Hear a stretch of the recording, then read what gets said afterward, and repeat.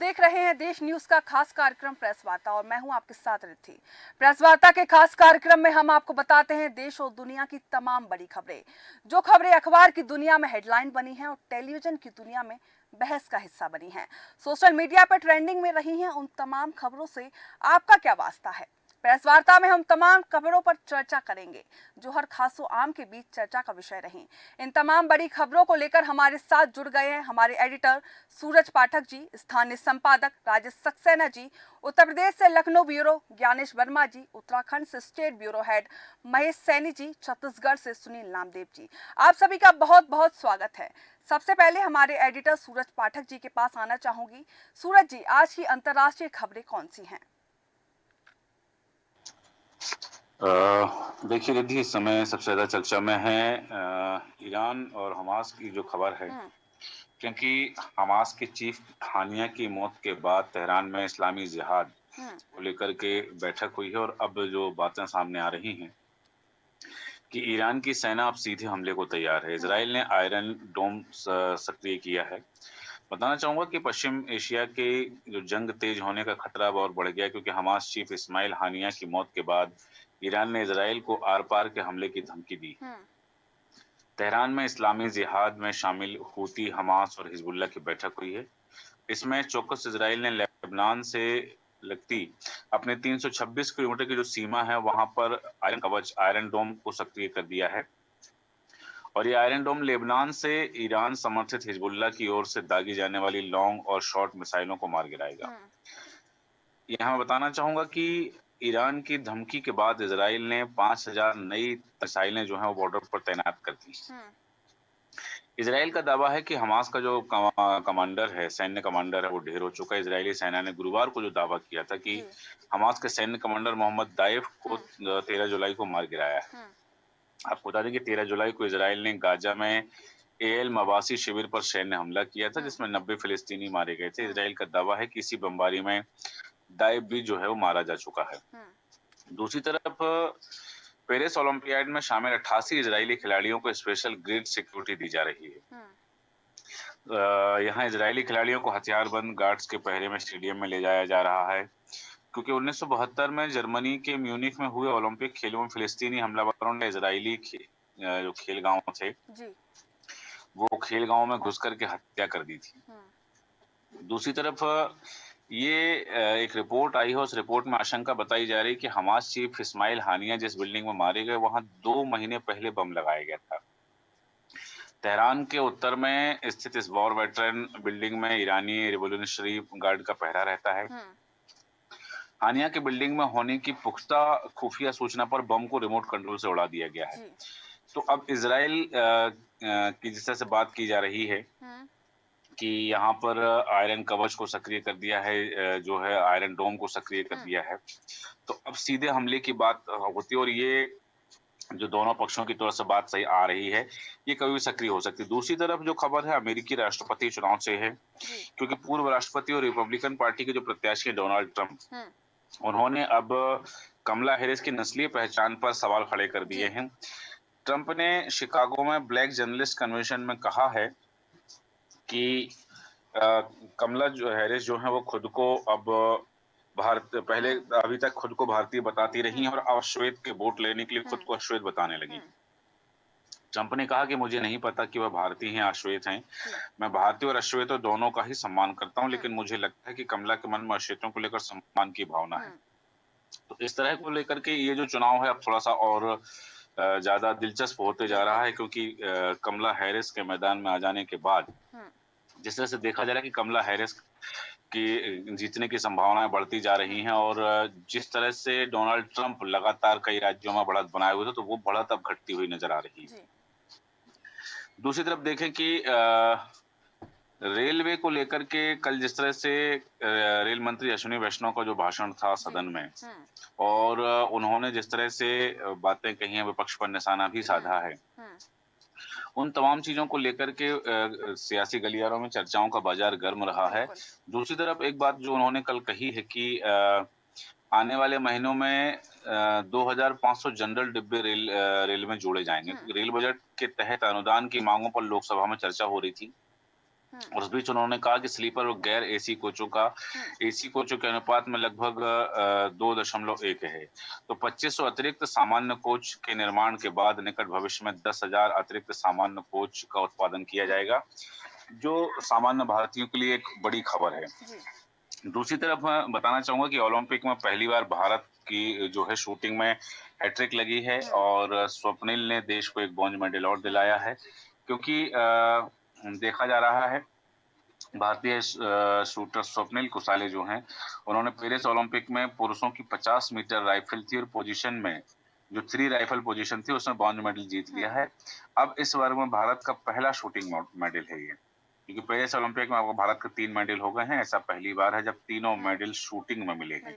इससे पहले मनु भाकर ने महिलाओं की 10 मीटर एयर पिस्टल स्पर्धा में ब्रॉन्ज और सरबजोत के साथ 10 मीटर एयर पिस्टल में मिश्रित टीम में ब्रॉन्ज मेडल वो जीत चुके हैं। तो भारत को अब तक शूटिंग में 3 मेडल मिल चुके हैं। एक खबर और थी जिसका मैं जिक्र करना जरूरी समझता हूं कि कल जिस तरह से सुप्रीम कोर्ट का एक फैसला जो आया है कोटे को लेकर के, क्योंकि ST/ST कोटे में कोटा मंजूर कर दिया गया, इसमें अब क्रीमी लेयर को भी लागू करने की बात कही गई है। मैं ये एक ऐतिहासिक फैसला माना जा रहा है, क्योंकि इस ऐतिहासिक फैसले में मैं बताना चाहूंगा कि कुछ बड़ी बातें जो हैं। सबसे पहले तो कि SC/ST में सब कैटेगरी की समानता के सिद्धांत का ये फैसला उल्लंघन नहीं करता है, क्योंकि SC/ST के कोटे में कुछ जातियों की सब कैटेगरी बनाने में अनुच्छेद 14 और अनुच्छेद 341 का उल्लंघन नहीं होता है।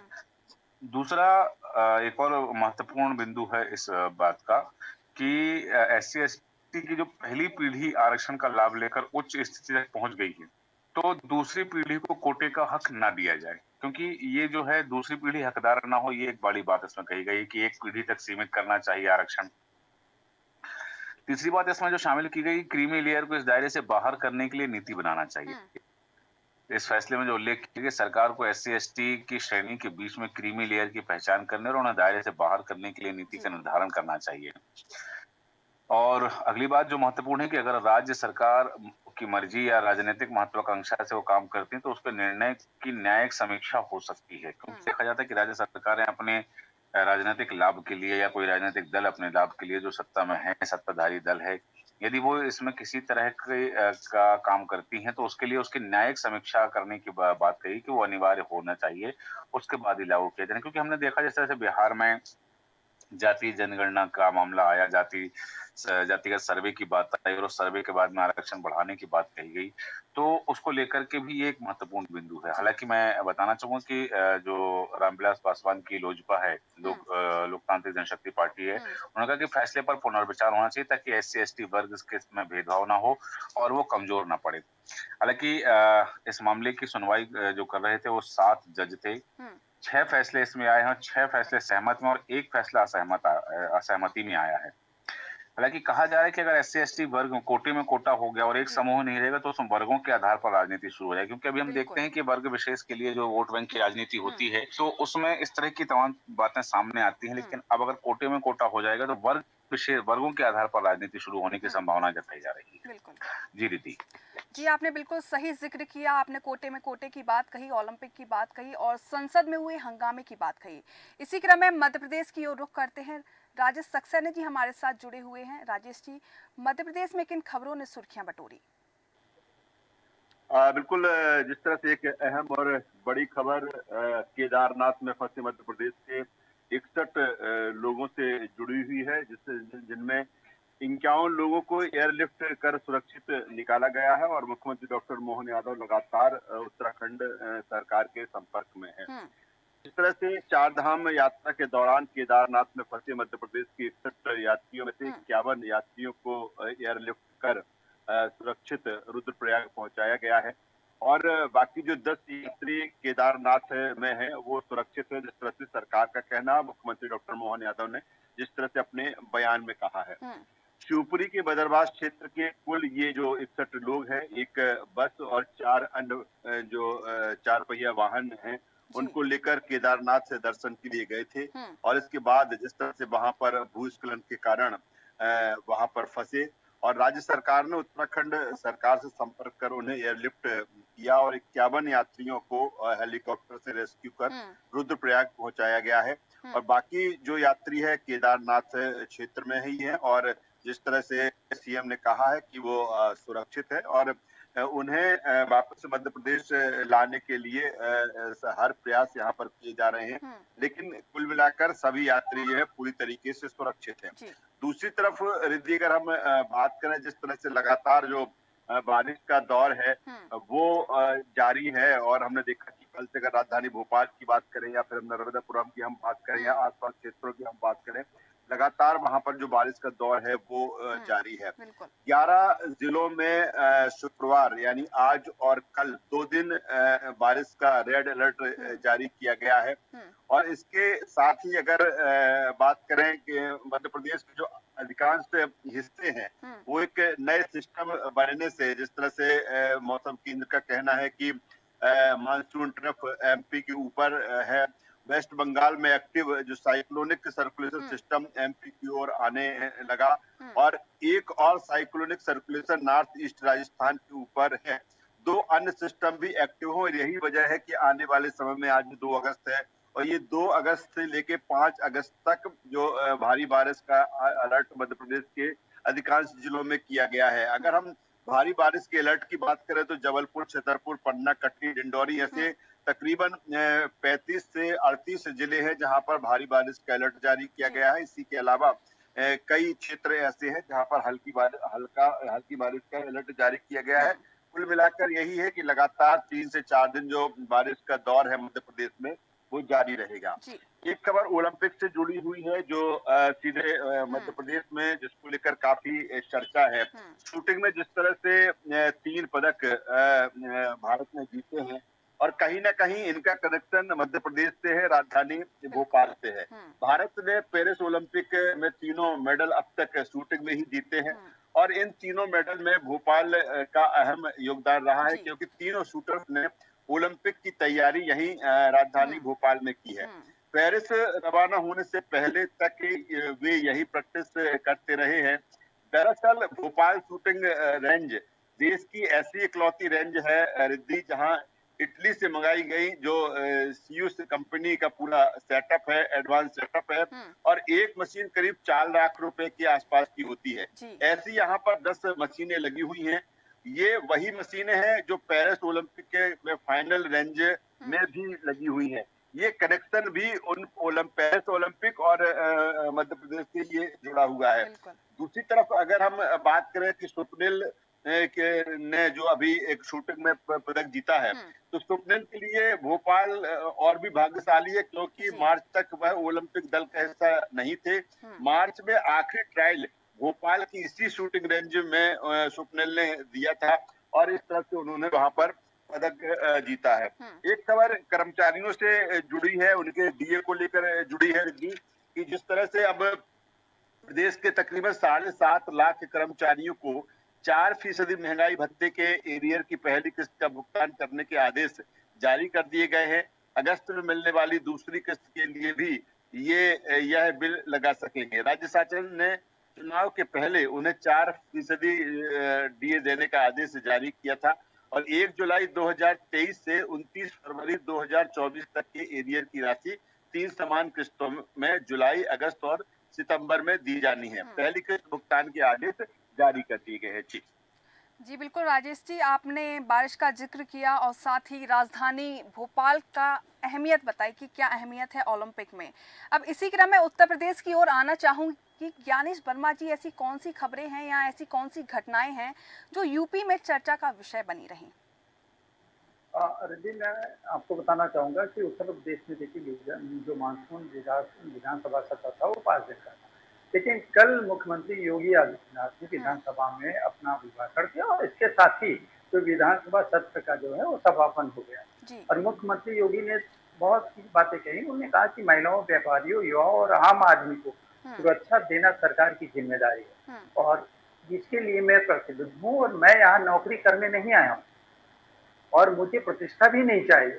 इससे अधिक प्रतिष्ठा मैं अपने मठ में पा सकता था। और रिद्धि, मैं बता दूं कि कल विधानसभा का समापन हुआ सत्र का, उसके बाद में परसों एक घटना हो गई थी बारिश, और बारिश में कई कार और जो भी राहगीर निकल रहे तो उसमें काफी युवक बारिश में पानी उनको पर डाल रहे थे, जिसको लेकर और विधानसभा सत्र चल रहा था।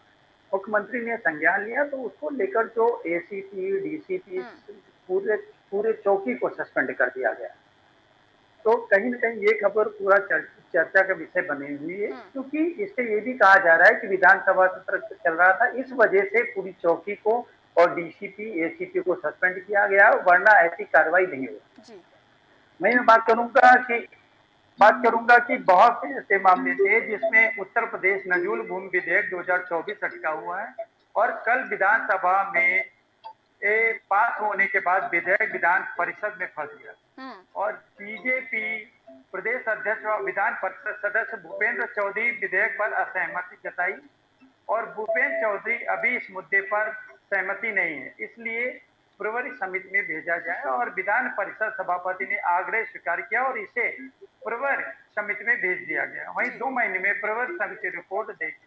वहीं मैं बात करूंगा रिद्धि की जो केंद्रीय मंत्री हैं अनुप्रिया पटेल, अपना दल एस की राष्ट्रीय अध्यक्ष अनुप्रिया पटेल ने यूपी सरकार की टेंशन बढ़ा दी। उन्होंने प्रदेश सरकार द्वारा जो विधानसभा में पास किए गए नजूल संपत्ति विधेयक को तुरंत वापस लेने की बात की। उन्होंने इस संबंध में गुरुवार को सोशल मीडिया एक्स पर संदेश देकर अपना विरोध जताया है। ज्ञानेश जी, आप मुझे सुन पा रहे हैं? अब रुख करेंगे देवभूमि की ओर। महेश जी, उत्तराखंड में किन वजह से हलचल बनी हुई थी? सोशल मीडिया पर ज्ञानेश जी, नजूल भूमि संबंधी विधेयक को विमर्श के लिए विधान परिषद की प्रवर समिति को आज भेज दिया गया और व्यापक विमर्श के बिना लाए नजूल भूमि संबंधी विधेयक के बारे में मेरा स्पष्ट मानना है कि यह विधेयक न सिर्फ जरूरी है बल्कि आम जनमानस की भावनाओं के विपरीत भी है और उत्तर सरकार को इस विधेयक वापस लेना चाहिए और इस मामले में जिन अधिकारियों ने गुमराह किया उनके खिलाफ सख्त कार्रवाई होनी चाहिए। वहीं विधानसभा सत्र के दौरान पत्रकारों का भी मुद्दा उठा। एमएलसी आशुतोष सिन्हा ने विधान परिषद में पत्रकारों की सुरक्षा का मुद्दा उठाया। उन्होंने सुरक्षा की पत्रकारों के लिए मांग ली। मैं बात करूंगा ब्यूरोक्रेसी से कि उत्तर प्रदेश के जो 3 डीएम ऐसे थे जो राजधानी से सटे जिला वारंगी के लिए सिफारिश की गई, उन पर कार्रवाई के लिए सिफारिश की गई है।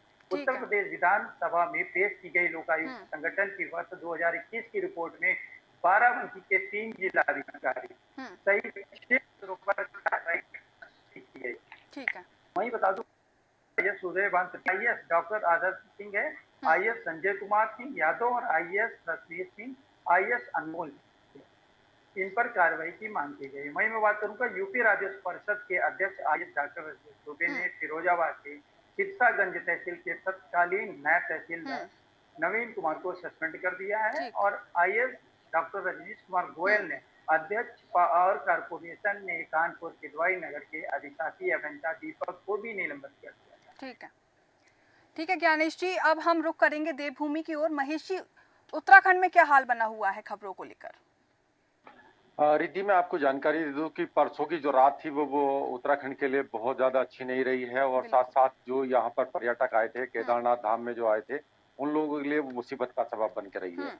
यदि आपको बता दूं कि जो उत्तराखंड के सीएम है वो परसों रात से लेकर के परसों रात पूरी तरह उनकी मॉनिटरिंग रही है और कल वो केदारनाथ धाम में जहाँ क्लाउड ब्लस्ट हुआ है वहां पर पहुंच गए थे हेलीकॉप्टर के साथ में और वहां से विभिन्न राज्यों के जो श्रद्धालु वहां फंसे हुए थे उन्हें एयरलिफ्ट किया गया है।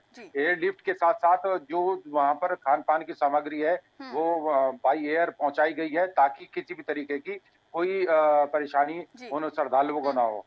लगभग अभी राजेश जी बता रहे थे कि 60 के आसपास जो मध्य प्रदेश के जो यात्री वहां पर यात्रा करने के लिए गए थे केदारनाथ धाम आए हैं उनको साथ साथ महाराष्ट्र, झारखंड, छत्तीसगढ़ और साउथ से बहुत सारे श्रद्धालु यहाँ पर थे, हरियाणा से थे, तो उन सभी लोगों को सुरक्षित स्थान पर ले जाया गया है। एयरलिफ्ट कल लगभग 4 चॉपर लगे रहे हैं एयरलिफ्ट करने के लिए।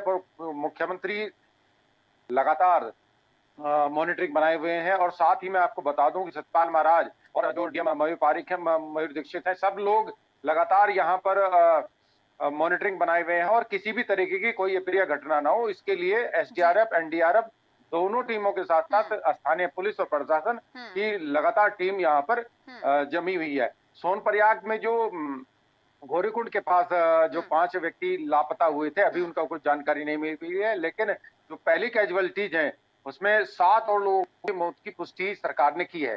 तो मैं आपको बता दूं, हाई अलर्ट जारी कर दिया गया है केदारनाथ घाटी में, और अभी यात्रा को रोक दिया गया है कि जो फंसे हुए श्रद्धालु हैं उन्हें हेलीकॉप्टर के साथ साथ जहां रुद्रप्रयाग में और अन्य जो जगह है वहां पर उन्हें लाया जाया गया है ताकि उन्हें कोई परेशानी ना हो। पहाड़ में लगातार जो परेशानी आ रही है उसका खामियाजा सभी को भुगतना पड़ रहा है, स्थानीय लोगों के साथ साथ जो श्रद्धालु हैं वो उनको भी दिक्कत आ रही है। एक ही परिवार के 3 लोगों के जाने से मतलब वो परिवार बेहाल है। तो ये उत्तराखंड के क्लाउड ब्लस्ट की जो खबरें लगातार सभी टीवी चैनल्स के साथ साथ देश न्यूज ने भी प्रमुखता से दिखाई, और एक जो हम लोगों के द्वारा मुद्दा उठाया गया था कि वहां पर हमारा एक वीडियो जो हमें मिला था और हमारे चैनल ने वो दिखाया था, उसको लेकर के एसडीआरएफ को बहुत मदद मिली और वहां से उन्होंने 4 यात्रियों को वहां से निकाला। तो ये बड़ी बात है। साथ ही मैं आपको बता दूं, गौरीकुंड में मंदाकिनी नदी में जो सैलाब आया है, जो गर्म कुंड है वो अब मलबे में तब्दील हो गया है, उसका कुछ ही हिस्सा बचा है, अब उसे भी वहां से हटाने का काम लगातार जारी है। लगातार मैं आपको बता दूं, केदारनाथ धाम में जितने परेशानियां श्रद्धालु महसूस कर रहे थे, जब मुख्यमंत्री पुष्कर सिंह धामी वहां गए तो उन्होंने अपनी व्यथा बताई और साथ ही ये भी कहा कि उन्हें जहाँ कनेक्टिविटी प्रॉब्लम नहीं थी वहां पर सैटेलाइट फोन भी उपलब्ध करा दी गए हैं ताकि परिजनों से वो बात कर सकें कुछ देर के लिए, क्योंकि डिस्टर्ब हो गई थी वहां पर, विद्युत बाधित हो गई थी, इसलिए कनेक्टिविटी खत्म हो गई थी। रिद्धि मैं आपको बता दूं कि गढ़वाल रेंज के 600 से ज्यादा पुलिसकर्मियों के तबादले कर दिए गए हैं। बड़ी संख्या में जो प्लेन में रह रहे थे काफी लंबे समय से, उन्हें पहाड़ पर उनकी तैनाती कर दिया, दुर्गम में यानी कि तैनाती कर दिया। जो स्वयं के लोग थे जो काफी लंबे समय से डटे हुए थे, वो उन्हें वहां भेज दिया गया है। तो मैं आपको बता दूं, गैरसैंण में एक मकान टूटने से, मलबे में दबने से एक महिला की मौत हो गई है और मसूरी में भी भूस्खलन से सड़कें बंद हो गई हैं। ठीक है महेश जी, जैसा कि आपने कहा कि उत्तराखंड में बारिश का कहर जारी है जिस पर शासन प्रशासन मुस्तैद है। अब हम छत्तीसगढ़ की ओर रुख करेंगे। सुनील नामदेव जी हमारे साथ जुड़ चुके हैं। सुनील जी, छत्तीसगढ़ में क्या हाल बना हुआ है? रिद्धि, छत्तीसगढ़ मूसलाधार बारिश के दौर से गुजर रहा है और इस वक्त यहाँ पर भारी बारिश की चेतावनी दी गई है। 20 जिलों में येलो अलर्ट जारी कर दिया गया है, जबकि 5 जिले ऐसे हैं जहां पर पिंक अलर्ट की स्थिति बनी हुई है। एसडीआरएफ और एनडीआरएफ को तैयार रखा गया है। बस्तर जो इलाका है छत्तीसगढ़ का एक बड़ा डिवीजन है जो पहले से ही मूसलाधार बारिश की चपेट में है। यहाँ बाढ़ और राहत का काम जोरों पर चल रहा था। इस बीच फिर अगले 24 घंटे के लिए जो चेतावनी जारी की गई है वो छत्तीसगढ़ की जनता की सांसें फुलाने के लिए काफी है। फिलहाल प्रशासन अलर्ट। दूसरा बात यह है कि छत्तीसगढ़ में जो बीजेपी है वो अपनी अब पुरानी नीतियों को धीरे धीरे लागू करती जा रही है। अभी हाल ही में विष्णुदेव साय ने महिलाओं के लिए एक योजना शुरू की थी, महतारी बंधन योजना, जिसके तहत कल 70 लाख से ज्यादा महिलाओं को उनके खातों में प्रति माह 1,000 रुपए का डिपॉजिट करेगी। साथ ही अब उन्होंने स्कूली बच्चों के लिए बड़ी घोषणा की है, प्रति साइकिल योजना। इसके तहत स्कूली बच्चों को साइकिलें दी जाएगी।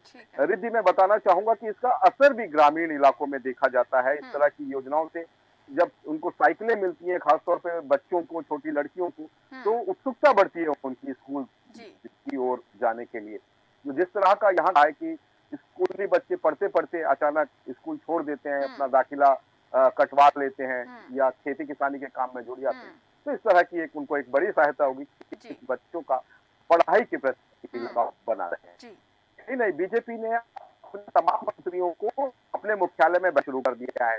आज स्वास्थ्य मंत्री यहाँ के बीजेपी मुखेंगे और जो जन समस्याएं हैं वो सुनेंगे। तो एक जनता से जुड़ने का एक बड़ा बीजेपी ने जो पुराना उनका पैटर्न रहा है उसको फिर अब लागू किया है।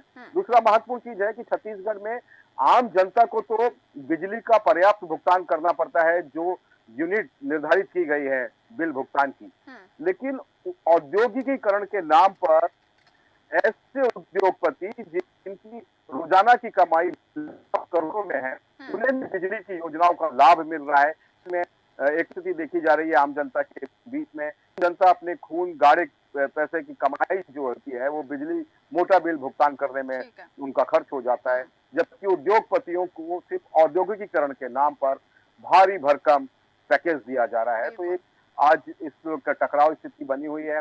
स्टील इंडस्ट्री ने अपने कारखानों में ताला लगा दिया है। आज उनकी मुख्यमंत्री के साथ बैठक है, तो ये देखना गौरतलब होगा कि क्या आम जनता की उद्योगपति भी अपने बिजली बिलों का भुगतान करेंगे या सरकार उनको कुछ राहत देगी। ठीक है सुनील जी, आप सभी का बहुत बहुत शुक्रिया हमारे साथ जानकारी साझा करने के लिए। प्रेस वार्ता के जरिए आपने देश दुनिया की तमाम ऐसी बड़ी खबरें जानी, ऐसी जानकारी जानी जो आपके साथ साझा की गई और आपके हित के लिए बहुत जरूरी थी। फिलहाल हमारे खास कार्यक्रम प्रेस वार्ता में बस इतना ही। जुड़े रहिए देश न्यूज के साथ। नमस्कार।